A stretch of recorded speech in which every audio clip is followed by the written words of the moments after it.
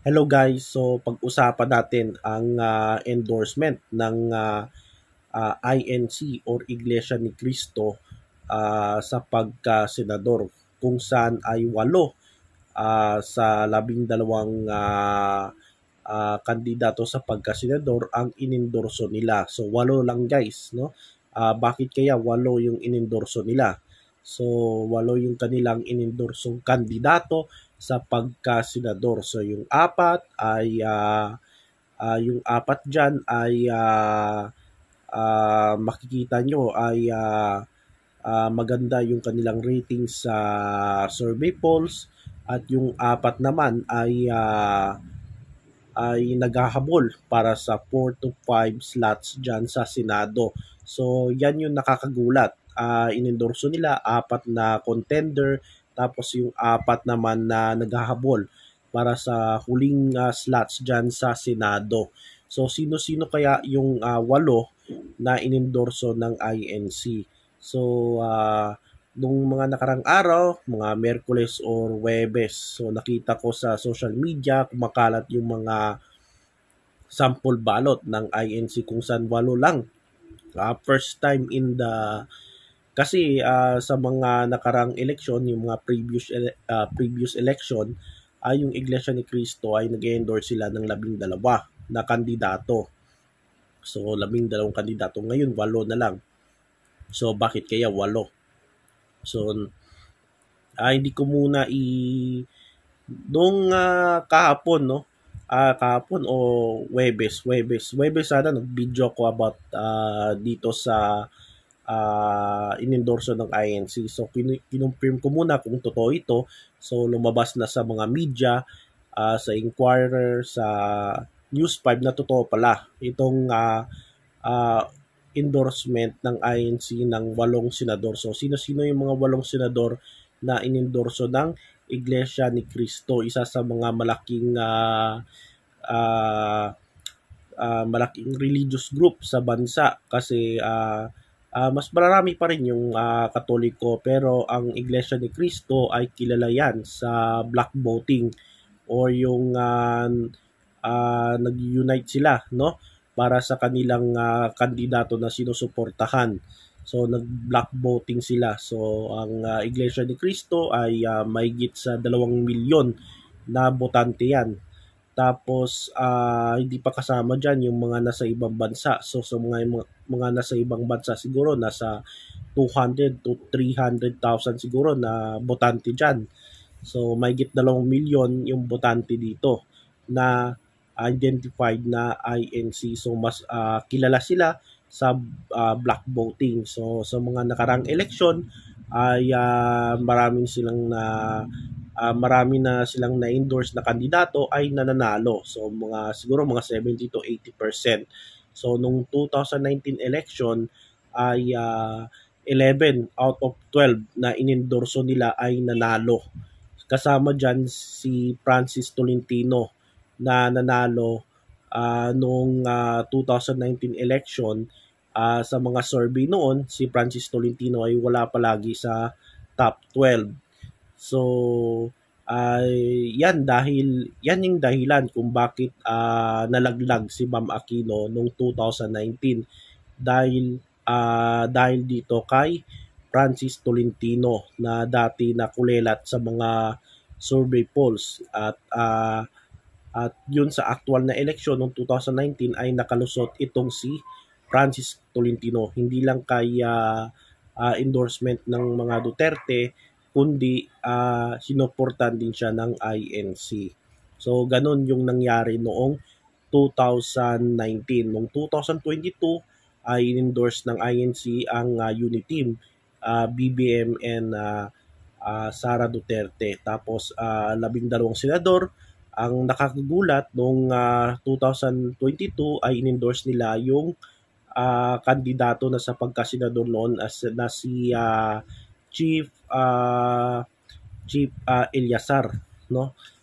Eliasar. So in-endorse nila 'yon noong 2022 senatorial election. So minsan hindi sila hindi lang yung mga sinusuporta nilang ini-endorse nilang kandidato sa pagkasenador or di ka sa mga lokal na opisyal na mga contender, pasok sa survey. So, hindi lang yung mga kandidato na pasok sa survey, mga malalakas na kandidato yung sinusuporta nila. Minsan, itong mga Iglesia ni Cristo ay ini-endorse nila kahit yung mga underdog, no? Yung mga underdog, ibig sabihin yung mga kalaban nila ay malakas sa survey, dahil malakas. So, ini-endorse nila yung mga underdog, no? Yung mga kandidato na tingin nila may tsansa pa rin manalo sa posisyon. So, hindi lang yung mga kandidato na malakas. So, expected natin yan dito sa INC sa mga ini-endorse nilang kandidato. So, sino-sino ba yung mga 8 na kandidato na endorso nila? So, unahin natin yung 4 na nasa alyansa ng Bagong Pilipinas. So, una dyan si Bong Revilla, si Pia Cayetano, tama ba? Si Pia Cayetano, si Bong Revilla, Pia Cayetano,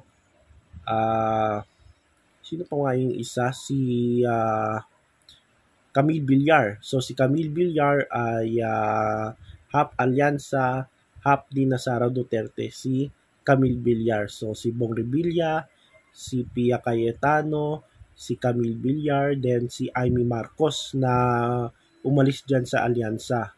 Tapos of course, yung tatlong PDP candidate na si Bato de la Rosa at si Bongo na re-electionist.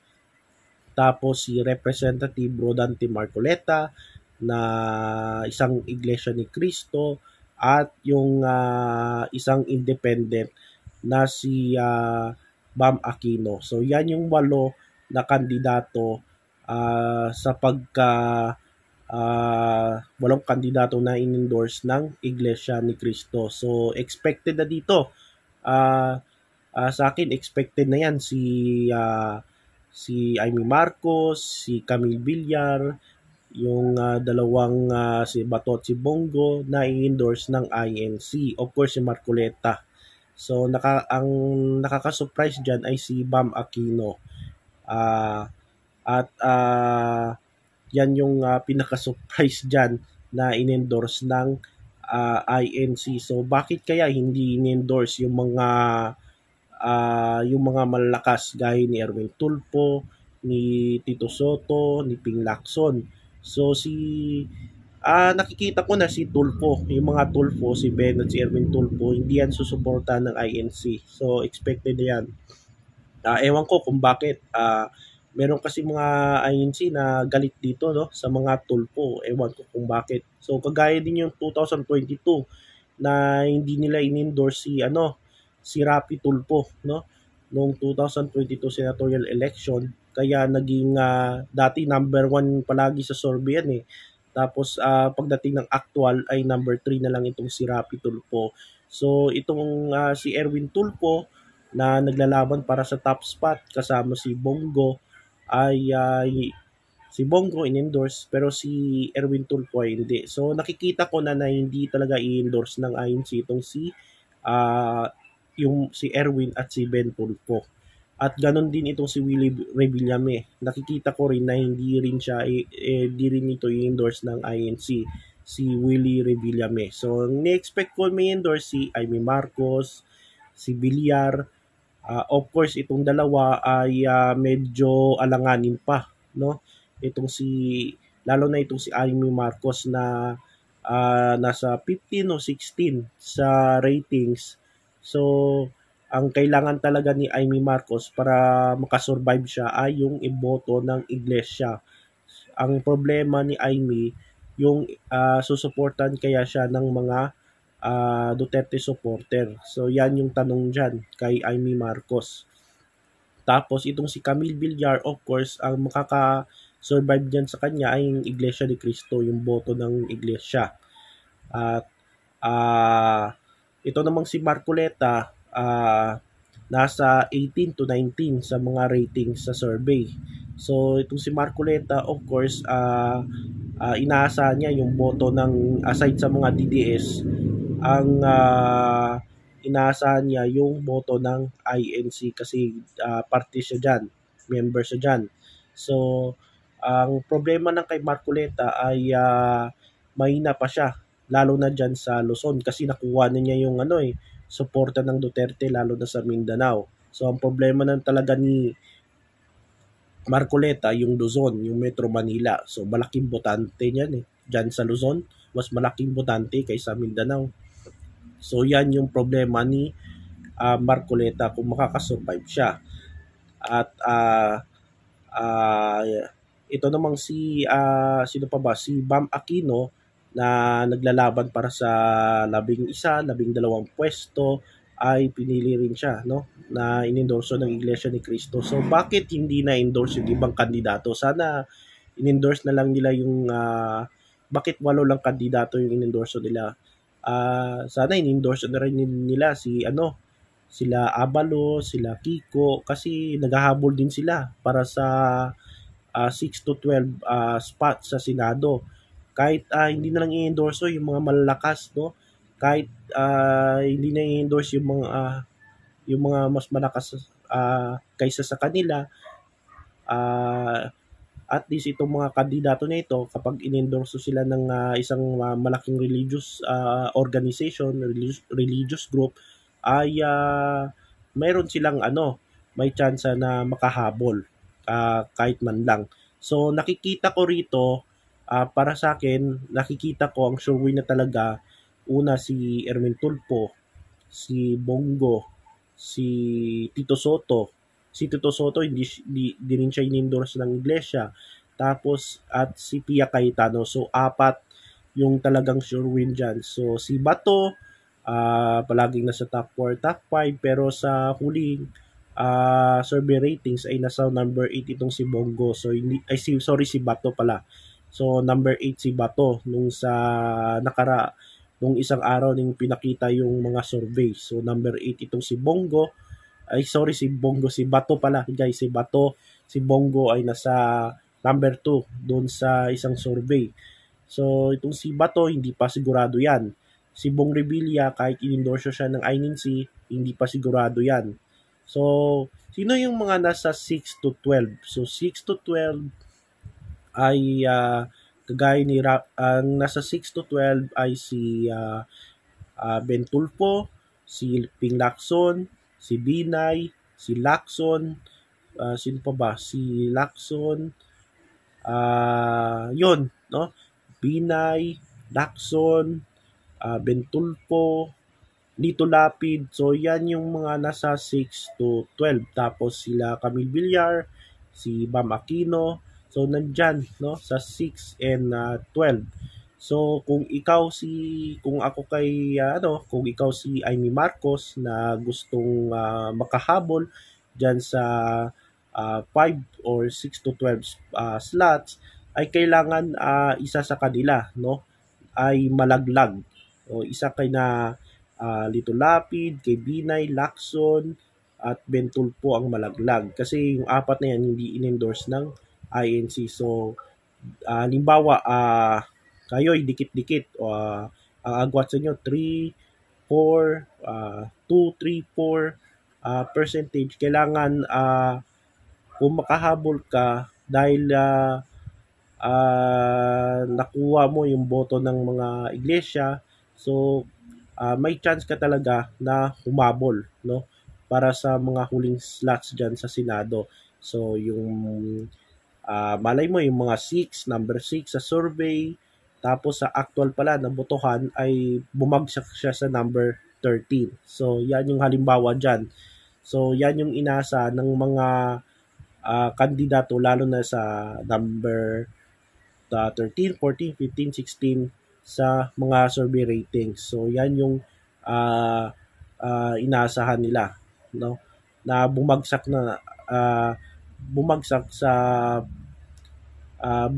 yung mga nasa 6 to 12 na slots sa Senate race. So kung sana in-endorse nila si Abalos, sila Kiko, siguro pwede pa silang higitan yung mga nasa taas eh. So, dito ay sila Bam, sila Camille at si Aimee, meron silang chance. Halimbawa itong si Bam Aquino, so number 12 siya sa mga survey na nakikita ko. So, baka dahil dito sa endorsement ng iglesia, ay baka nasa 9 o number 9 or number 10 na itong si Bam. So, ganun din itong si Camille Villar at itong si Aimee Marcos naman ay ang kailangan niya ay dapat may malaglag dyan sa 6 to 12 place para siya ay makalusot. So yan yung mga update natin dahil Lunes na ang botohan. So yan guys, maraming salamat at anong masasabi nyo dito sa endorsement ng INC? So may iba't ibang reaction. Meron sa inyo ay hindi nagustuhan yung mga kandidato na marami sa inyo hindi nagustuhan yung mga kandidato na in-endorse ng iglesia. So nasa inyo na yan. Respetuhin na lang natin yung desisyon nila. Ang importante kung ayaw nyong iboto yung mga endorso nila, wag nyo iboto. Iboto nyo lang yung ibang kandidato na para sa inyo na gusto nyong at deserve na makaupo dyan sa Senate. So maraming salamat guys at eleksyon na bukas.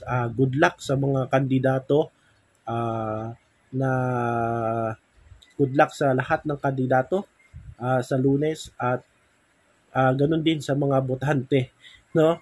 Kagaya natin. So maraming salamat at eleksyon na sa Lunes at Lunes ang ating magbibideo tayo sa Lunes, guys. So maraming salamat. Kita-kits sa next video.